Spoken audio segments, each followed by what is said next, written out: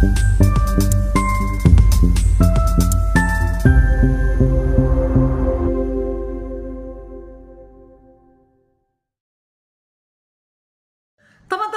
Shalom. Puji Tuhan, Ibu Ade dari Tasikmalaya, seorang wanita muslim, mendengar suatu pernyataan, jika engkau mati, engkau mau bawa apa? Pertanyaan ini membuat Ibu Ade tak kuasa untuk tidak memikirkannya, bahkan dia menangis karenanya. Dan pernyataan itu juga menuntun dia untuk mencari tahu siapa sebenarnya Tuhan Yesus. Seperti apa kisah lengkapnya? Yuk saksikan video ini dan semoga memberikan pencerahan ya. Terima kasih untuk kesempatan malam hari ini. Saya diberikan kesempatan untuk bersaksi, menyaksikan cinta kasih Tuhan kepada saya secara pribadi. Terima kasih untuk mengizinkan saya juga bersaksi pada malam hari ini. Bapak Ibu, saudara yang terkasih, perkenalkan terlebih dahulu, nama saya Dede Indrayani, saya biasa dipanggil Ibu Ade, usia saya 41 tahun. Kelahiran saya di kota di Tasikmalaya. Latar belakang saya Muslim sebelumnya. Saya menikah dengan seorang anak Tuhan. Lalu pernikahan kami memang dulunya mengikuti ajaran saya sebelumnya. Setelah saya menikah, masing-masing kita menjalankan ibadah kita dan kepercayaan kita masing-masing. Suami saya dengan ajarannya dan saya pun demikian. Jalannya waktu, pernikahan saya sudah sampai di 12 tahun, kira-kira 12 tahun saat itu, saya masih bertahan dalam keyakinan saya. Gitu kan. Nah, sejak itu saya dari pertama menikah, saya bekerja di suatu perusahaan. Setiap harinya bekerja dan bekerja. Ya, jadi waktu di rumah itu sedikit. Nah, waktu di rumah itu sedikit, jadi lebih banyak waktu di pekerjaan. Karena berangkat pagi, pulangnya itu malam. Seperti itu. Karena saya dari keluarga yang memang harus bekerja gitu kan. Walaupun saya perempuan, saya juga didoktrin gitu sama orang tua saya ketika saya masih remaja gitu ya, dari remaja gitu, harus bekerja itu, jangan sampai ketika kita sudah menikah terus menjadi beban atau seperti itulah, pokoknya harus untuk bekerja itu seperti itu. Nah, ada di mana saya merindukan sesuatu yang memang belum pernah saya alami gitu kan, belum pernah saya alami. Rindu akan hal apa demikian gitu kan. Rindu sesuatu yang sebelumnya saya nggak pernah mengalami hal-hal yang demikian hebatnya gitu kan. Kalau misalkan saya rindu dengan kehadiran orang tua gitu, bisa saya untuk datang dan menjenguk seperti itu. Tapi ini lain, kerinduan yang memang betul-betul saya pun tidak bisa untuk saya pahami sendiri sebelumnya ya. Dimana waktu itu kejadiannya saya pulang bekerja, pulang malam karena lembur terus gitu, pulang jam 10 malam, terus sampai di rumah itu kan nggak langsung tidur ya, beres-beres, bersih-bersih gitu. Nah, dalam saya mau beristirahat begitu, ada sesuatu yang membisikkan ke telinga saya dengan perkataan yang seperti ini, kalau kamu mati besok mau bawa apa gitu ya, kalimatnya hanya itu. Nah, dari situ saya berpikir keras dan berkata dalam hati saya, itu siapa, suara apa, dengan hal-hal yang begitu terus terngiang di telinga saya. Tanpa saya berbicara kepada siapapun, kepada suami saya pun tidak. Ya. Jadi berjalannya waktu itu sampai ada 2 minggu, ya. Terus menerus saya terngiang di telinga saya bisikan-bisikan seperti itu, yang mengakibatkan saya itu jadi seperti orang yang kehilangan arah gitu kan. Saya tidak melihat orang di sekitar saya, tidak peduli dengan orang-orang yang ada. Orang mau tanya tentang apa dan bagaimana keadaan saya tuh saya nggak mau bercerita. Saya tiap pulang kerja saya nangis, terus di kerjaan juga saya bisa nangis, pulang di rumah dalam keadaan apa juga bisa nangis. Itu nangis tuh secara tiba-tiba, itu air mata itu nggak berhenti, ya, nggak berhenti. Hanya berhenti itu ketika saya terlelap tidur karena kecapean. Dan itu pun saya nggak tahu kenapa seperti itu, ya. Nah, nggak tahu kenapa. Jadi lama berjalannya waktu 2 minggu seperti itu, suami saya tuh tanya kan ke saya tuh, kok kamu kayak orang sakit gitu kan. Terus ke dokter aja, bilang gitu. Waktu itu saya cuma ngeiyain aja, ya udah ke dokter gitu, karena dipaksa untuk ke dokter. Saya ke dokter, terus biasanya kan kalau sakit biasa begitu kan mulanya kan ke dokter umum gitu kan. Nah, saya dibawa ke dokter umum, terus ditanya kan dokter umum tuh, sakitnya apa yang dirasa itu apa Bu, seperti itu. Nah, saya katakan saya nggak ada rasa sakit gitu kan. Terus dokternya nanya, lah kalau nggak sakit kenapa datang ke sini begitu kan. Terus saya cuma terdiam aja. Terus dokternya melirik ke suami saya dan katakan, Bapak mending ke psikiater aja, bilang gitu. Nah, di situ saya langsung ini ya, apa, langsung kaget gitu, kok berurusan sama psikiater gitu kan, saya juga nggak kenapa-napa.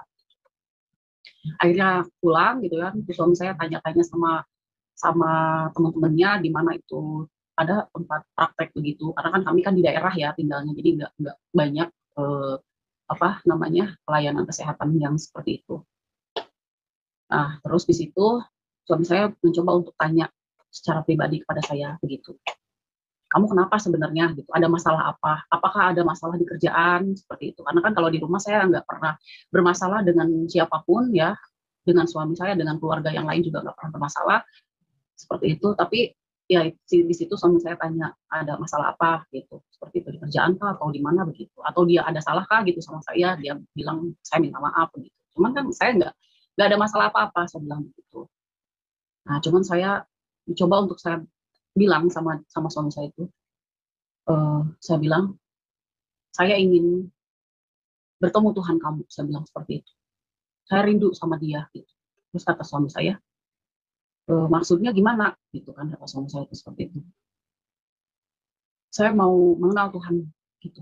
Ya Tuhan siapa? Gitu. Ya Tuhan kamu, saya bilang begitu. Padahal waktu itu kan memang saya masih menjalankan peribadahan saya, gitu kan. Tapi pas dengar itu bisikan di telinga saya, kamu mati besok mau bawa apa? Jadi tujuannya itu saya nggak untuk melakukan sesuatu yang sebelumnya saya kerjakan lebih lagi harusnya kan. Harusnya lebih lagi saya kerjakan. Entah itu saya melakukan ibadah yang memang sungguh-sungguh gitu kan di dalam ajaran saya sebelumnya seperti itu. Tapi saya di situ spontan untuk saya bilang ke suami saya ingin mengenal Tuhan kamu. Terus kata suami saya, ya udah nanti saya besok bawa kamu ke gereja gitu. Terus saya bilang, oh enggak, saya nggak mau ke gereja, saya bilang gitu. Lalu kamu maunya kemana? Gitu. Saya maunya ke tempat di mana memang betul-betul Tuhan itu hadir, Tuhan itu ada buat saya. Kan di gereja juga ada, dia bilang begitu. Tuhan itu ada di mana-mana. Iya, saya tahu itu. Tapi pengenalan lebih lagi tuh saya mau tuh secara pribadi. Tuhan itu menyatakan kasihnya itu kepada saya itu secara pribadi, gitu. Tempatnya di mana, gitu kan. Kalau ke gereja kan hanya di hari Minggu, gitu kan, seperti itu ibadah hari Minggu. Adapun hari lainnya, hari-hari tertentu itu kan apa namanya, memang sudah terjadwal seperti itu kan. Nah, tapi kalau saya gitu kan, saya kan apa inginnya itu nggak seperti itu, ingin lebih lagi dekat kenalnya itu gitu kan. Nah, di situ suami saya bawa saya ke sekolah Alkitab, ya, sekolah Alkitab. Sekolah Alkitab. Jadi saya juga nggak berpikir untuk bagaimana dan nanti seperti apa, itu nggak berpikir untuk hal-hal yang lain-lain ya. Hanya saya rindu akan Tuhan, saya mau datang. Seperti itu. Lalu saya dibawa ke sekolah Alkitab, hanya pakaian satu koper saya bawa. Ya. Saya meninggalkan anak-anak saya, waktu itu anak-anak saya masih kecil, ya, masih sekolah, semuanya masih pada sekolah. Selesai di sana itu di sekolah kita, kan hanya diantar saja sama suami saya. Terus saya di sana apa namanya melihat terlebih dahulu kan, saya belum melakukan apa yang memang seharusnya saya lakukan karena kan saya tidak mengerti gitu, seperti itu. Jadi saya hanya melihat orang-orang yang ada di sana, mereka itu melakukan seperti apanya itu saya lihat seperti itu. Jadi saya di situ tidak pun tergerak dengan orang-orang yang ada gitu. Saya hanya berkata sama Tuhan di ketika mereka itu sedang terlelap tidur. Saya masuk ruang doa sendiri, ya. Pas ruang doa sendiri dikala mereka sudah memang jamnya istirahat. Saya hanya berkata sama Tuhan, Tuhan, ini saya datang. Gitu. Tuhan yang panggil saya ke sini. Saya tidak mengerti, gitu. Seperti itu kan. Nggak ada yang banyak saya ucapkan sama Tuhan, hanya itu, waktu itu. Malam-malam, saya datang ke ruang doa, duduk bersungkur di kaki Tuhan. Saya katakan, Tuhan ini saya. Karena selama itu, saya ingat, di sana itu, saya mengingat keluarga saya di rumah. Gimana dengan anak-anak saya? Gimana dengan suami saya? Yang dulunya itu kan sakit-sakitan suami saya. Terus anak-anak saya dengan biaya sekolah sehari-hari dan bagaimana itu seperti apa itu. Karena saya kan yang bekerja. Kalau saya di sini, berarti saya tidak punya gaji untuk biaya hidup keluarga saya kan. Saya sudah di sana itu sudah mau 2 minggu, baru saya menyadari semuanya itu. Dan saya katakan cuma itu sama Tuhan. Saya nggak tahu tujuan saya datang ke sini itu seperti apa dan bagaimana. Karena saya melihat orang-orang yang ada di sana itu, mereka bertujuan, kan mereka punya motivasinya masing-masing. Ada yang dikirim dari gereja, mungkin mereka mau menjadi seorang hamba Tuhan, pemimpin gereja, entah itu penginjil. Ya. Nah, kalau saya datang ke sana, saya hanya untuk mengenal Tuhan secara pribadi. Dan saya tidak punya bekal apa-apa. Tidak punya bekal apa-apa. Tidak bisa berdoa, sekalipun saya tidak bisa berdoa. Saya datang sama Tuhan hanya memberanikan diri waktu itu. Saya hanya memberanikan diri, datang sama Tuhan. Ini aku Tuhan, yang Tuhan panggil. Seperti itu. Tuhan mau buat apa sama aku gitu. Seperti itu. Saya katakan hanya itu. Sedangkan saya nggak bisa untuk berdoa, nggak bisa untuk memuji Tuhan seperti layaknya yang lain. Saya hanya bisa untuk memperlengkapi diri saya bagaimana Tuhan itu benar-benar mengasihi saya itu seperti apa. Saya hanya ingin kenal lebih dalam, paham tentang ajarannya Tuhan. Tidak saya berpikir untuk saya menjadi seorang yang memang melihat di sana tujuan mereka. Seperti itu. Berjalannya waktu, saya tinggal di asrama waktu itu selama 2 tahun. 2 tahun lebih. Saya di sana saya mendapat banyak hal yang dari Tuhan, baik dan tidaknya saya rasakan di sana. Gimana dibilang baik dan tidaknya, ketika pun saya sudah dekat dengan Tuhan, ya, sudah dekat dengan Tuhan, di mana waktu itu saya tinggal di asrama dan meninggalkan suami dan anak-anak saya, serta orang tua saya. Jarak dari rumah saya ke orang tua saya itu jauh ya, Bapak Ibu. Ada di kota lain, orang tua saya ada di kota lain. Waktu itu saya sedang, punya pergumulan dengan Tuhan ya. Saya ingin mendapatkan sesuatu yang memang betul-betul itu dari Tuhan itu. Saya mendengar kabar kalau mama saya itu masuk UGD waktu itu. Mama saya masuk UGD, saya diperkenankan untuk pulang. Saya pulang jam 10 malam waktu itu. Jarak dari yayasan ke tempat mama saya itu ada sekitar 3 jam. Jadi saya naik bis selama 3 jam sampai di tempat mama saya pukul 1 malam. Hujan deras waktu itu. Karena mama saya kan waktu itu tinggalnya di Kolam Apung. Di Kolam Apung ya. Tahu mungkin ya Bapak Ibu, Kolam Apung di rumah apung itu di daerah Cirata. Turun dari bis, naik ojek, mana hujan besar gitu kan, saya tidak berpikir untuk saya nanti seperti apa, ada orang jahat atau apa, tidak, karena saya di situ saya merasakan penyertaan Tuhan itu betul-betul, ya, sampai saya itu berbicara di sepanjang jalan itu sama Tuhan, nggak melihat kanan kiri itu betul-betul itu ya, saya rasakan dekat banget sama Tuhan. Lalu mama saya tuh, saya datang itu udah nggak ada, udah dibawa sama warga di situ ke rumah sakit. Ternyata dibawa ke rumah sakit yang dekat dengan asrama saya, gitu. Dekat dengan asrama. Nah, jadi saya balik lagi. Karena kenapa selisih jalan begitu? Karena waktu itu saya tidak pegang handphone ya, Bapak Ibu, tidak pegang handphone. Terus di rumah sakit, mama saya masih di UGD mama saya waktu itu. Terus saya biasa untuk merawat mama saya ketika saya pulang dari asrama, jadi saya nginepnya di rumah sakit, diperbolehkan sama staf di sana gitu. Nah, mama saya hampir di sana itu 2 minggu lebih ya, di rumah sakit 2 minggu lebih. Jadi saya yang merawat di sana itu. Sedangkan anak-anak dan suami saya eh, beda kota kan waktu itu ya. Nah, di situ. Jadi saya merasakan sesuatu yang memang ada itu juga, kita bertanya sama Tuhan, Tuhan kok ketika saya mengenal Tuhan, kok Tuhan buat mama saya sakit gitu kan. Seperti itu. Jadi banyak hal ya yang saya pertanyakan sama Tuhan.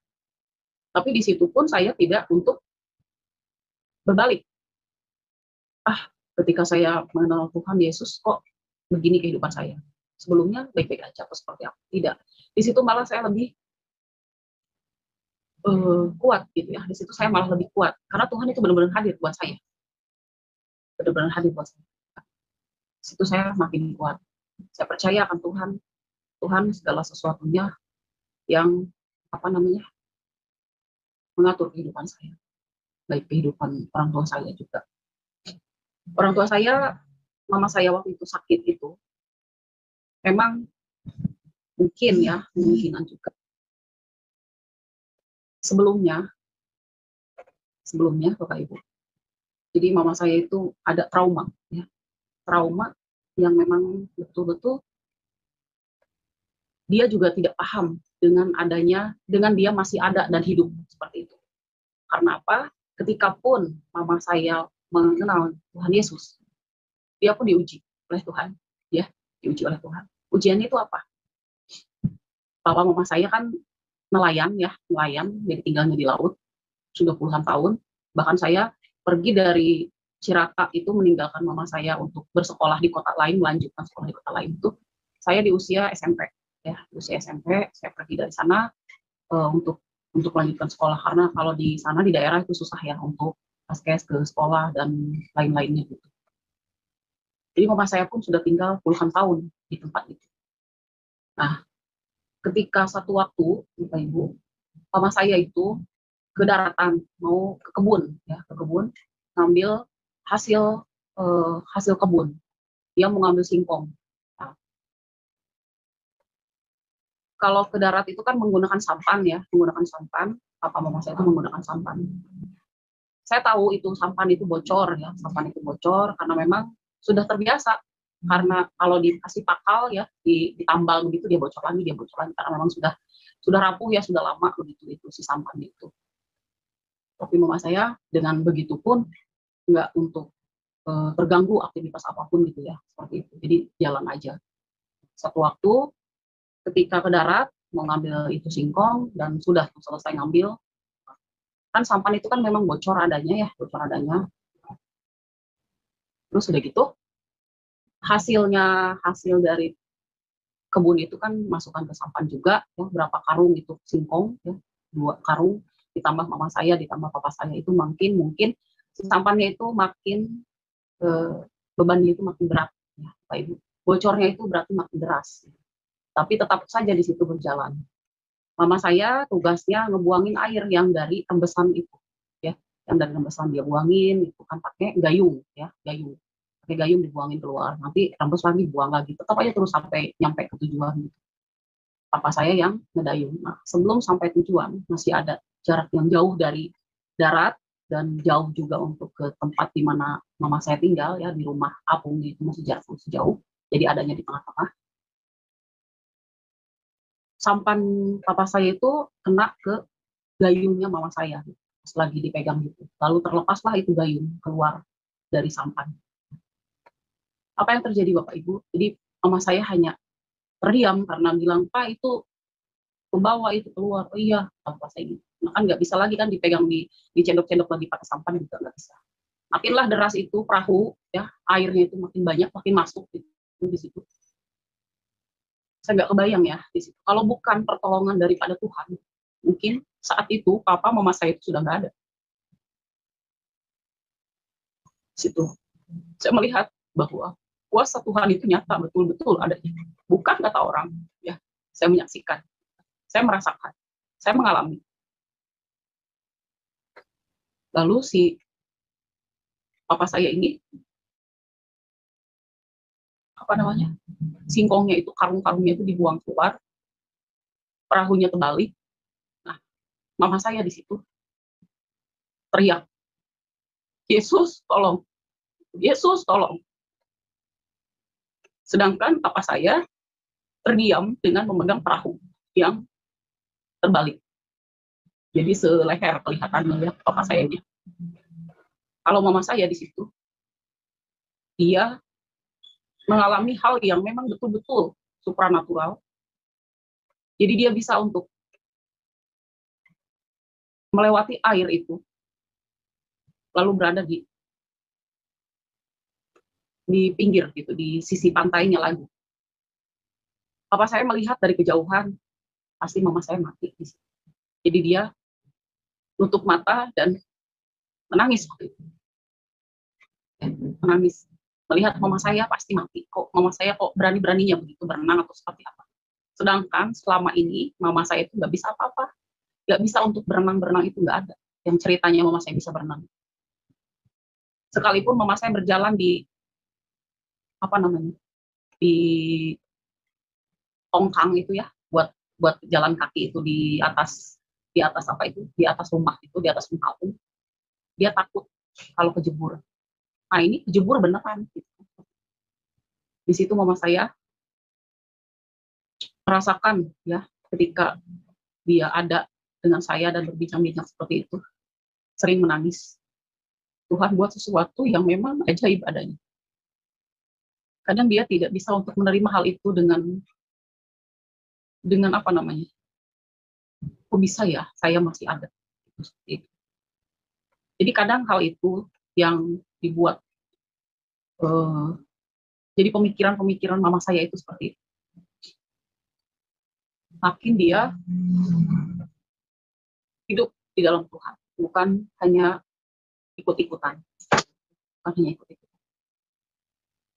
Jadi itu pengalaman hidup saya ketika saya pertama kali mengenal Tuhan Yesus. Jadi banyak hal yang saya alami seperti itu. Yang saya alami hal-hal yang memang di luar batas kemampuan saya. Seperti itu. Adapun mungkin dalam kehidupan saya secara pribadi di dalam rumah tangga saya sebelumnya, memang ya, suami saya kan sakit-sakitan ya, suami saya sakit-sakitan. Mungkin sudah mendengar setiap kesaksian daripada suami saya sebelumnya, bahwa sakit yang memang bertahun-tahun ya, ada 3 atau sampai 4 tahun ya sakit. Dan itu pun tidak dikatakan sebelumnya diagnosanya itu apa gitu kan.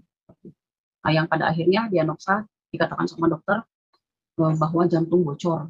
Nah, di situ saya dulu masih mendoakan suami saya itu dengan ajaran di mana saya berdoa. Ya. Saya masih mendoakan hal itu seperti itu. Cuman kata suami saya bilang, nggak usah kamu doakan saya. Tuhan saya mampu kok untuk menyelamatkan hidup saya. Seperti itu. Ya saya untuk di situ sekalipun berkata hal-hal yang demikian atau seperti apa, itu tidak untuk mengundang jadi kemarahan gitu ya. Tidak ada untuk hal-hal yang memang apa ya, memicu jadi pertengkaran gitu. Karena memang sebelumnya saya menikah dengan yang berbeda keyakinan, ya inilah konsekuensinya yang harus saya terima seperti itu. Jadi di situ pun dulu saya sebelum mengenal Tuhan, ya saya melakukan apa yang menjadi kewajiban saya di ajaran agama saya sebelumnya, dan ia pun demikian seperti itu. Mungkin itu yang menjadi apa namanya,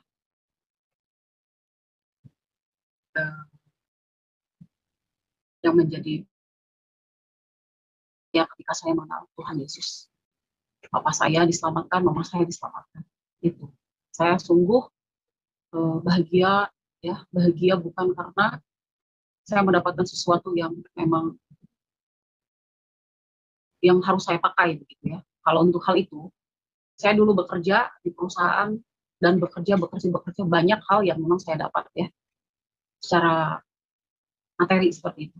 Tapi kenapa di lain hari yang waktu itu saya rasakan, saya mendapatkan sesuatu yang memang sepertinya saya tidak punya apa-apa itu di situ. Saya merasakan kerinduan yang memang betul-betul saya rasakan yang sebelumnya nggak pernah saya rasakan. Lalu untuk hal-hal yang ada itu saya teringat maksudnya gitu ya. Saya bekerja untuk mendapatkan sesuatu yang memang target gitu kan. Menurut saya itu target. Oh ini nanti untuk keperluan saya, untuk keperluan keluarga saya, untuk keperluan anak-anak saya. Sekarang, nanti, sampai anak-anak saya dewasa begitu. Jadi hal itu yang menjadi saya itu kerja giat untuk kerja itu seperti itu. Tapi sekarang ketika saya ada di dalam Tuhan, apa yang saya dapat, ya, apa yang suami saya dapat, bukan karena saya menjadi seorang yang sudah kaya gitu ya, secara materi, tidak. Tapi di situ saya bisa melakukan apa yang menjadi perintah Tuhan dalam hidup saya sekarang. Saya memberi itu dengan penuh sukacita. Mungkin pelayanan saya saat ini hanya kalau untuk dibilang pelayanan yang memang luar biasa itu, orang lain katakan mungkin belum sampai ke situ. Tetapi saya punya sukacita tersendiri, ya, sukacita tersendiri, di mana saya bisa untuk melayani orang-orang yang sakit, ya. Dengan apa? Saya bisa tolong karena Tuhan, ya. Orang yang sakit tidak mempunyai jaminan kesehatan, gitu. Saya bisa usahakan untuk dia masuk rumah sakit gratis. Saya urus surat-suratnya sampai mendapatkan surat gratis itu. Kalaupun itu begitu sulitnya saya dapat. Gitu. Di situ. Ada juga di mana pelayanan saya bisa untuk melayani orang-orang yang terbuang, ya. Yang terbuang itu dalam arti sudah menjadi sampah masyarakat, ya, di suatu lembaga lapas, ya, di lapas. Saya bisa melayani di sana, mendengar banyak kesaksian dari mereka, ya, entah itu pembunuh, ya, banyaknya pembunuh sih, ya, banyaknya pembunuh. Tapi ketika saya bertemu, gitu ya, berbagi cinta kasih Tuhan itu seperti apa, saya tidak takut akan mereka, gitu ya, tidak takut akan mereka. Rutin untuk pelayan di lapas. Terus juga setelah saya mengenal Yesus, saya bisa untuk berbagi walaupun dalam keadaan kondisi di keuangan saya tidak stabil pun, gitu ya. Saya bisa untuk melakukan hal itu. Bisa untuk melakukan hal itu karena Tuhan, ya, karena Tuhan. Kalau dulu kan berbagi itu kan ada waktunya, di mana kita menjalankan apa yang menjadi perintah ajaran saya sebelumnya. Paling zakat, ya, di mana itu dilakukannya setelah Ramadan, sebelum menjalankan puasa, lalu sebelum Lebaran itu harus zakat, berarti memberi itu beras, seperti itu. Hanya itu. Mungkin juga bisa melakukan sodakoh jariah, itu pun nggak ke semua banyak orang, ya, hanya orang tertentu yang mungkin datang ke rumah meminta sesuatu kepada kita, itu pun nggak banyak yang kita kasih, gitu kan. Banyak pertimbangan, gitu, itu orang benar atau enggak sih, ini orang mau pura-pura atau gimana sih, gitu. Tapi ketika saya sudah ada di dalam Kristus, ya, dengan hal apa yang saya beri, saya penuh dengan sukacita. Walaupun itu tadi saya katakan, di dalam keuangan rumah tangga saya tidak stabil pun, saya bisa untuk melakukan hal itu. Setelahnya itu sukacita. Seperti itu. Banyak, ya, yang saya dapat dari Tuhan. Keadaan saya dipulihkan, hati saya diberikan kenyamanan, ya, keindahan, terlebih keselamatan daripada Tuhan. Seperti itu. Jadi untuk saat ini saya hanya bisa untuk memegang keselamatan itu, bagaimana bisa untuk saya pegang kuat, ya, tidak lagi untuk saya goyah dengan hal-hal yang ada seperti itu. Keselamatan yang sudah Tuhan berikan kepada saya itu merupakan kasih karunia yang daripada Tuhan Yesus, bukan hanya untuk saya tapi untuk keluarga saya, untuk mama papa saya, karena saya begitu mengenal papa saya itu seperti apa, ya, Bapak Ibu. Dulu waktu saya sudah bertobat terlebih dahulu, ya, papa saya itu sebelum saya bertobat pun papa saya itu sering datang ke rumah saya, ya, sering ngintip-ngintip saya, keadaan saya itu seperti apa, ngintip-ngintip dalam arti apakah saya itu sudah jadi Kristen atau tidak, gitu ya. Nah, papa saya sering datang tiba-tiba, kadang Sabtu sore tiba-tiba datang gitu ya, malam minggu kan padahal jaraknya itu jauh, jadi dia suka datang sampai nanti besok nginep gitu kan, nginep nanti saya ke gereja atau tidak gitu, seperti itu. Memang waktu diintip-intip itu saya belum ke gereja, ya, saya belum ke gereja, dan papa saya bilang sama suami saya tentang hal apapun gitu ya, dia banyak untuk apa menyatakan hal ini hal itu segala macamnya gitu, atau dia wanti-wanti ngancam-ngancam terhadap suami saya, nggak bolehlah saya masuk untuk ikut ke gereja gitu. Ya saya memang waktu itu belum ikut ke gereja, tapi memang papa saya udah ini terus gitu, udah apa namanya, udah hal-hal yang dibuatnya itu tidak menyenangkan gitu buat saya dan suami saya, walaupun gitu kan saya juga nggak ikut ke gereja gitu. Tapi jadi kayak perseteruan dalam rumah tangga saya ketika papa saya itu datang. Jadi papa saya datang tuh suka suka jadi kayak macam ke suami saya tuh kayak musuhnya gitu, kayak gitu kayak musuhnya. Dan di mana waktu juga ada ya, di mana waktu itu ada suami saya sedang setel kaset puji-pujian gitu ya, lagu-lagu rohani gitu. Saya sih masih bisa untuk apa ya, ya mau didengar ya dengar, ya tidak ya pergi gitu kan, saya kan begitu aja kan gitu. Nah, udah tahu, maksudnya udah tahu dengan eh, konsekuensinya pernikahan karena berbeda tuh ya seperti ini gitu kan. Nah, papa saya itu marah waktu itu, marah langsung matikan itu tipnya, matikan. Lalu kan waktu dulu kan ada kaset pita ya, kaset pita itu yang zaman dulu, dia injak, dia acak-acak gitu ya, dia apa buka semuanya jadi amburadul itu kasetnya gitu kan, seperti itu. Terus papa saya bilang dasar kafir seperti itu kan. Nah seperti itu. Jadi untuk hal-hal yang begitu terjadi ya, terjadi ketika dalam pernikahan saya itu. Padahal pernikahan saya, papa saya waktu itu iya setuju menikah, gitu, menikahkan saya setuju gitu kan. Nah cuman ya itu syaratnya, nggak boleh saya ikut serta gitu, seperti itu dalam ajaran agamanya. Nah memang waktu itu ya saya memang enggak gitu kan, selama 12 tahun saya enggak, selama 12 tahun saya enggak, masing-masing seperti itu. Tapi papa saya dalam dalam hal itu tuh ya dia tetap yang jadi yang pantau untuk hal itu gitu. Jadi kayak musuh aja kalau datang tuh, kayak jadi mau nyerang, kalau datang ke rumah saya kayak mau nyerang seperti itu. Nah ketika saya masuk di dalam Tuhan ya, masuk dalam Tuhan, saya bercerita sama orang tua saya sekarang udah ikut ajaran Yesus, kata saya gitu. Makin marah kan sama saya, marah.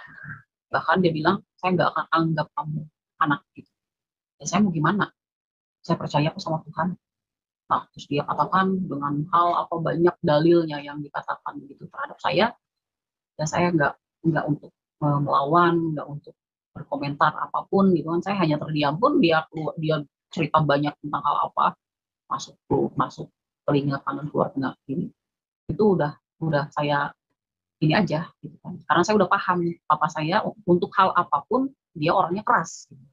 Apalagi tentang ini gitu, tentang akidah gitu kan. Nah, hal yang sepele pun gitu bisa untuk marahnya itu bisa berlarut-larut, bisa sampai 3 atau 4 hari pun itu bisa, yang diucapkannya itu aja setiap hari, setiap harinya tuh terus itu sampai mau tidur, sampai pagi lagi, sampai besok pagi, sampai besok pagi itu. Jadi saya pun paham dengan sikap papa saya tuh begitu. Tapi saya berani untuk mengatakan bahwa saya tuh sekarang sudah nggak Islam lagi. Seperti itu. Jadi marahnya ya memang betul-betul marah. Bahkan waktu itu bilang ke suami saya tuh, kalau begitu udah pisah aja, bilang gitu kata papa saya. Saya nggak saya nentang untuk ketua saya nggak bisa untuk berpisah dengan hal ini, karena tidak ada yang memaksakan hal ini. Gitu. Ini keinginan saya bilang gitu kepada papa saya. Ya, kepada papa saya. Jadi waktu itu ada di mana papa saya bercerita tentang siapa begitu ya, kalau kita lagi ngobrol itu. Lalu saya katakan, oh saya udah mengenal Tuhan tuh seperti ini begitu, dengan nada yang memang betul-betul ingin dipahami gitu, ingin dipahami oleh papa saya. Terus dia langsung menyala gitu kan, langsung menyala, dia katakan apa segala macam langsung menyala gitu. Nah, seperti itu. Jadi dalam hal apapun ketika kita berbicara hal yang lain, dia nyangkutnya ke situ terus gitu, ke situ terus ke agama terus seperti itu ya. Di situ ketidaksukaannya bapak saya itu. Tapi ketika Tuhan menyelamatkan hidupnya itu, ya dia dijamah oleh Tuhan secara pribadi dengan apa, dengan sakitnya yang disembuhkan oleh Tuhan itu sendiri. Ya. Bahkan pernah juga ya, di mana papa saya itu sakit, suami saya datang misalnya datang ngejenguk papa saya waktu itu. Nah, di mana saya waktu itu bekerja, ya masih bekerja sama saya. Gitu. Dia datang terus bilang, ayo Pak, kita ke dokter aja, kata suami saya begitu. Pulang ke tempat di mana saya tinggal gitu kan, karena kan jaraknya jauh. Ikut ke sana aja, ikut ke rumah aja Pak, gitu. Nanti kalau udah sembuh kesini lagi. Di sana dokternya deket, kalau di sini dokternya udah jauh. Terus kata Pak saya bilang, saya nggak mau ditolong sama orang kafir. Udah sana pulang aja. Itu dalam keadaan yang sakit, memang itu sakit. Nah di situ saya merasakan gimana itu ya maksudnya. Kok kita mau nolong gitu. Pas saya tuh ya ke situ, pokoknya ada hal banyak yang mau kita lakukan itu menyangkutnya itu ke situ, ke agama terus yang dia penjara. Gitu. Dengan hal-hal yang tidak setujunya tuh, padahal kita mau melakukan hal yang baik gitu kan, tapi tetap enggak, salah di mata dia itu salah. Seberapapun banyak yang kita saksikan ya kepada orang tua saya, bagaimana dalam kehidupan saya gitu. Jadi dia nggak mau tahu tentang hal-hal yang tentang hal-hal apa Tuhan itu nggak mau tahu.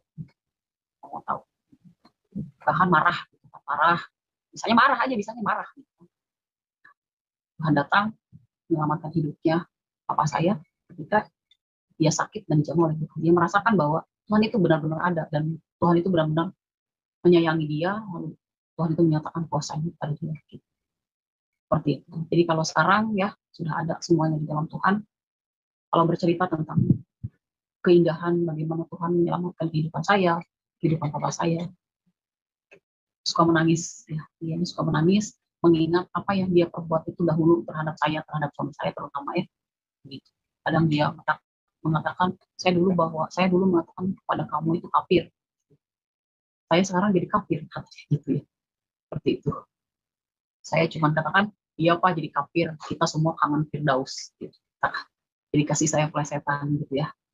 Jadi sekarang kalau misalkan kita bertemu dengan papa saya ya, hal-hal yang indah ya, yang kita ceritakan. Gitu.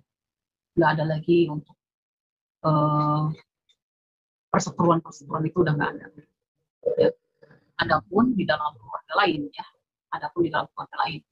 maksudnya itu dalam keluarga besar gitu ya, dalam keluarga besar saya yang dari papa mama saya kan semuanya muslim ya, semuanya muslim, bahkan haji, bahkan tokoh agama, bahkan juga ya seorang dosen di tempat gitu ya. Jadi dari keluarga papa mama saya gitu. Tapi saya udah nggak pedulikan hal-hal yang demikian gitu ya. Udah nggak pedulikan hal-hal yang demikian, saya hanya fokus pada apa yang mau saya capai gitu, dengan Tuhan dan dengan keluarga saya yang ada sekarang ini dan dengan orang-orang yang saya kasihi walaupun mereka bukan pengikut Kristus. Yang saya layani itu sekarang mereka bukan pengikut Kristus. Gitu ya. Saya datang di mana saya untuk melayani itu dengan orang-orang yang memang jompo, ya, orang-orang yang jompo yang selalu dikuncilkan oleh anak-anaknya, gitu seperti itu. Ya, saya hadir di situ berbagi cerita, membuat mereka tersenyum, memberikan semangat ya. Lalu ya ada berkat yang daripada Tuhan yang saya kasih buat mereka. Tapi saya tidak untuk membawa bendera ya, tidak untuk membawa bendera ya.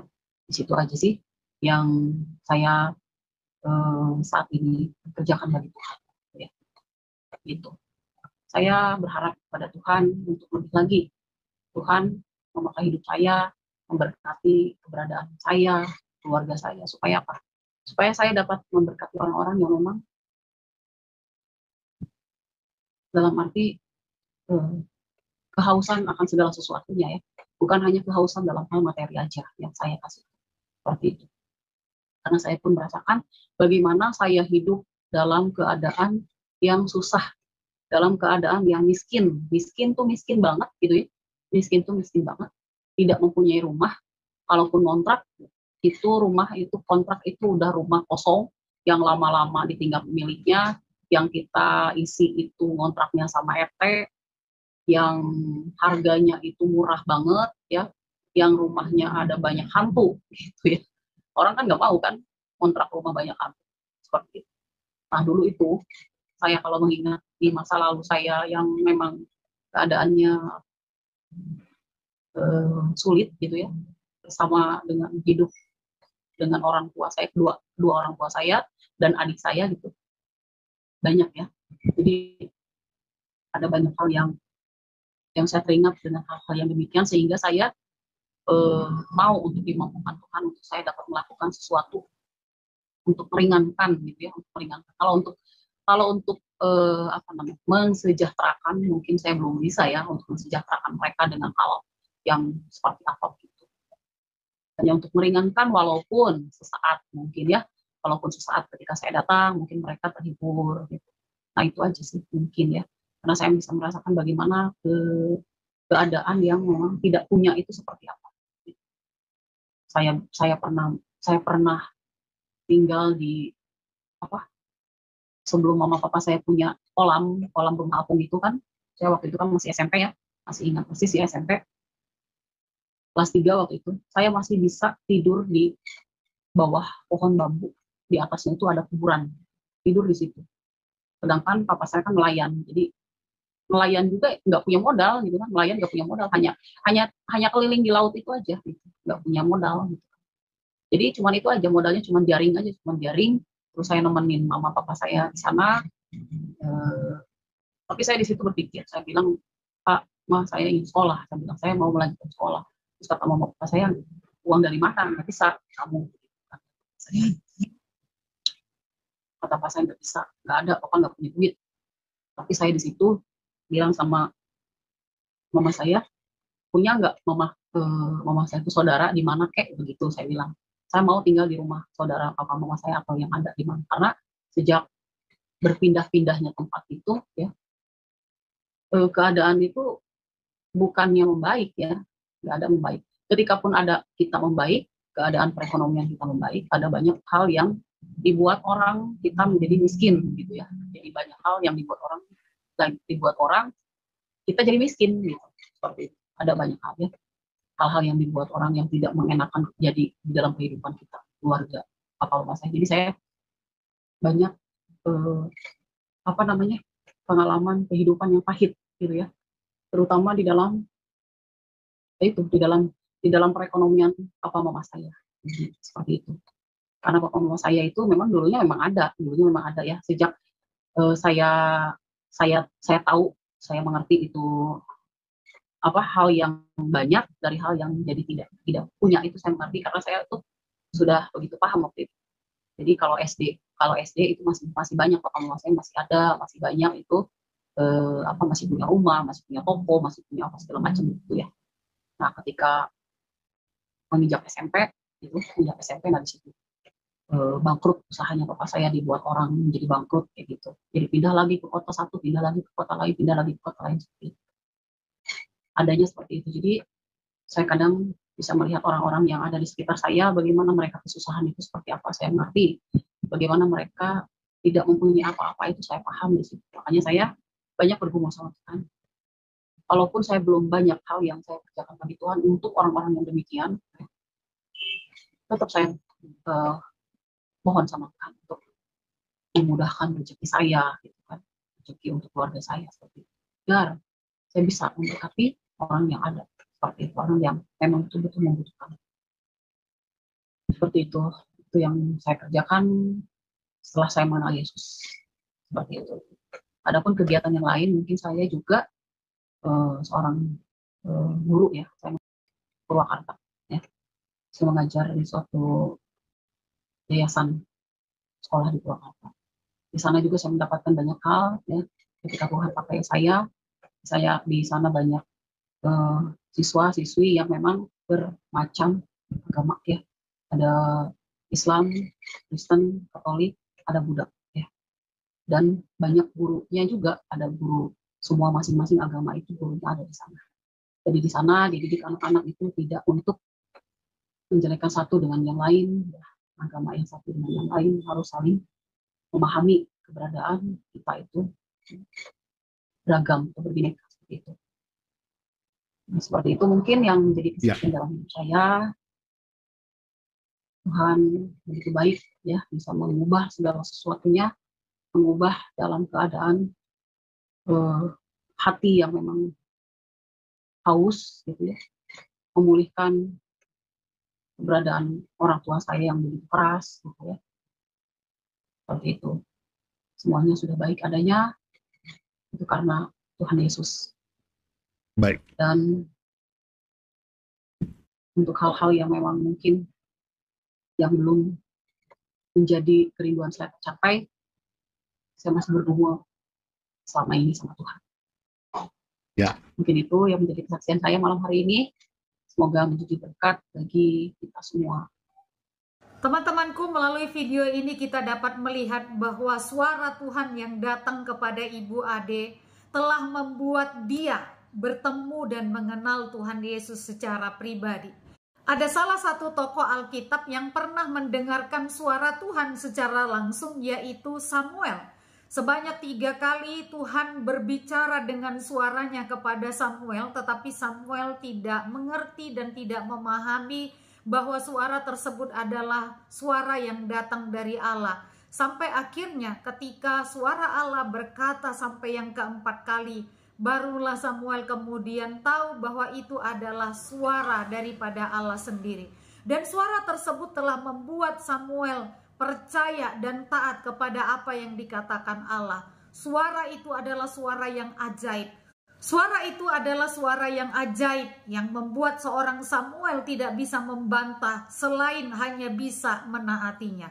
Teman-temanku, dengarkanlah suara Tuhan dan taatlah kepada apa yang dikatakannya, dan ketahuilah bahwa jika Tuhan berbicara kepada setiap kita dan kita menaatinya, maka penyertaan Allah yang sempurna itu akan senantiasa menolong kita di dalam menjalankan kehidupan kita, baik di dunia ini sampai kepada kehidupan yang akan datang. Tuhan Yesus memberkati.